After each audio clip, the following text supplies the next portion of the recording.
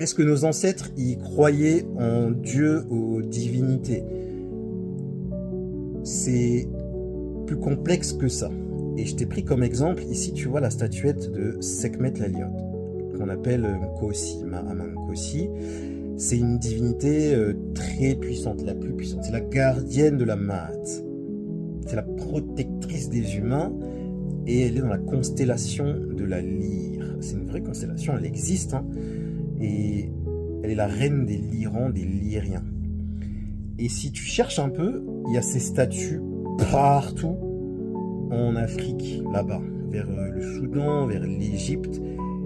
15 mètres de haut, en granit, en je sais pas quoi, des pierres que tu peux pas tailler. Et les musées du monde entier sont remplis. Hein. Va au Louvre, là, c'est rempli de statuettes comme ça, de statuettes très très très puissantes. En fait, nos anciens, ils croyaient en ce qu'on appelle l'océan primordial, le Nun, et ce qu'on peut appeler la conscience collective, la source divine unique. Nous sommes la source, et on est censé être connecté à la source, on est censé être la source qui s'explore.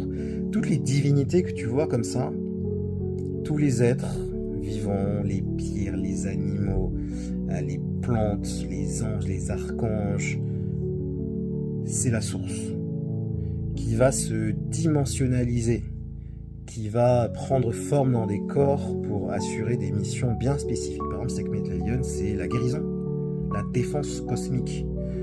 Tu prends par exemple Thoth, ça va être le savoir, la connaissance, les mathématiques, la construction.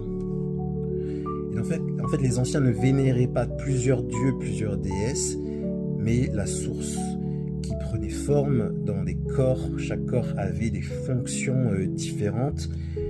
Et du coup, il travaillait avec ses consciences. Comme là, on parle, on travaillait ensemble. Et c'était pas genre juste des prières, des demandes, la loi d'attraction. Ah, s'il te plaît, non, c'est vraiment, on travaille ensemble. Les guides donnent des missions, tu fais tes missions, comme un jeu vidéo. Si on veut en savoir plus sur l'éveil matique, cette spiritualité magnifique, j'organise une initiation offerte.